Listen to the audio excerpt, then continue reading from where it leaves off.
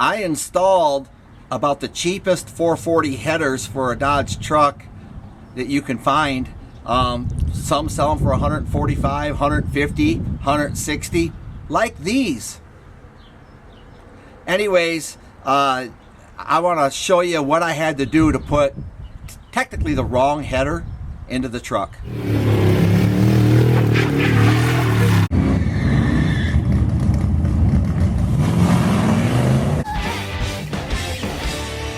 First of all, I want to say the headers I bought are for a four-wheel drive, like a Ram Charger or a W Series truck, not a D Series truck.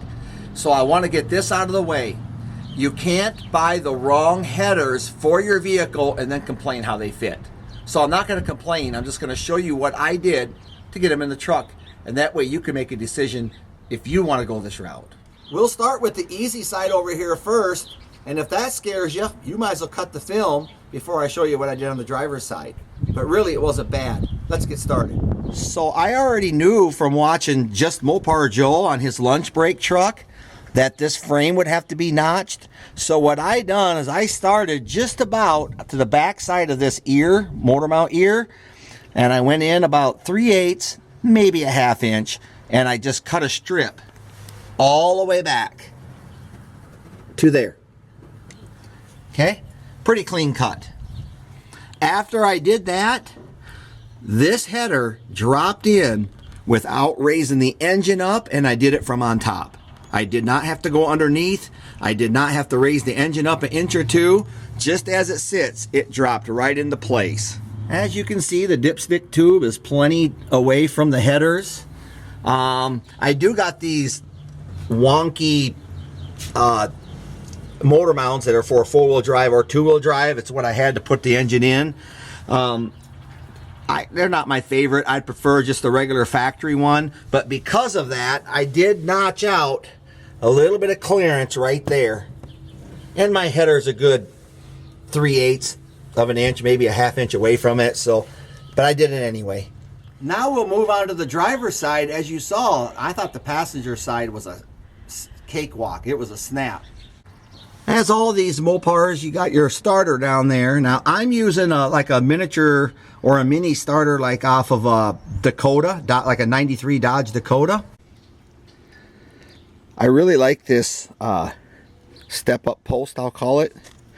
And I run it on all my small blocks. It keeps the wires away from the block, coming straight out, easy accessible, away from the header heat. It's just, I really like it. I run it on all my small blocks. But it looks like on the big block, I'm going to have to run off of these because this is hitting the actual engine block. So let me show you. The starter had to be out, but I took it right out through this hole. It goes in and out right here. There was room for a mini starter to do that. This one here came in from the underneath. So in order to get this tube here to bypass, I started off with my little notch job there, right through there. But then I had to make a little bit more of a notch right in there. That's why it kind of looks choppy. You can see where I took an additional 3/8 out right there to clear it.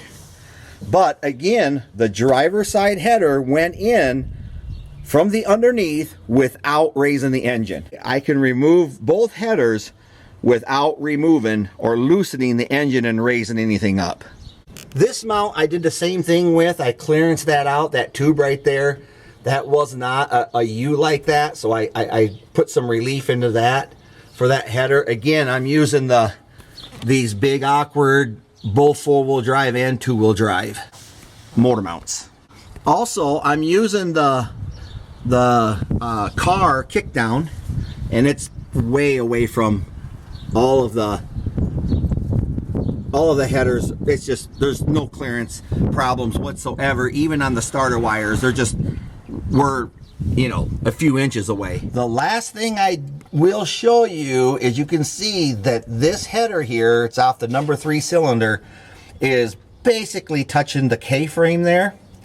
There's actually, you can slide a paper in between it, and when you give it gas, this engine's going to want to raise up, so away from it. So hopefully it doesn't rattle. If it does, I'll pull the header out I did put a small ding in the tube to give it additional clearance, but if I have to, I can grind a flat spot of another 1/8 of an inch, pull the header out and grind that real quick. So also the dipstick tube, this is a truck pan from 440 Source, so my oil dipstick tube goes right down into the oil pan. You can see it right down there. There you go. Anyways, I don't care what it is. If it's a big block, you got oil dipstick tube problems. They put it in the worst place possible. If you run headers, you're just nowhere close to using the factory style. So this is, I don't know what I'm going to do with this. I don't like how it is. It right now it just kind of vibrates. I can run a brace off of this. This is a 440 Source one too, but look, it won't stay in. So I don't know. Maybe I'll just cap it off at the oil pan and put 5 quarts in there and let it be in there and assume it's never low. So the underneath of the headers kind of point toward the floorboard, but very manageable if you just put like a slight drop pipe on there. But anyways, honestly, for the money, you have to decide for you. My factor in it wasn't just the money. A lot of the headers actually got the tube that goes all the way along on top of all the spark plug wires. I don't like that. I like the headers that do this instead of having one that goes on top of them all. So it was the price plus the style is the reason why I went with that. I did buy these in good faith off of what Just Mopar Joe showed on his lunch break truck. Now again, he has a low deck engine in his. This is a 440, so it's a tall deck. So I wasn't given a guarantee that it was going to work, you know, as good or whatever. But honestly, easy peasy. Motor can stay right in place. I don't have to loosen mounts, raise them up. This one can come right out through the top. That one there, get the truck high enough, you just tilt it all the way down so it's vertical and drop it right on out the bottom, you know, once your starter's out. So really, I guess to pull this one, I'd have to take the dipstick tube off too. That just unbolts at the pan. But really, I didn't think the install of them was bad at all if you don't mind clearancing your frame. I don't on this. It's not structurally, you know, I'm not negotiating any of the structure of it for what I did. So you have to decide for you. I wanted to show you how the cheap headers fit and what they look like on the truck.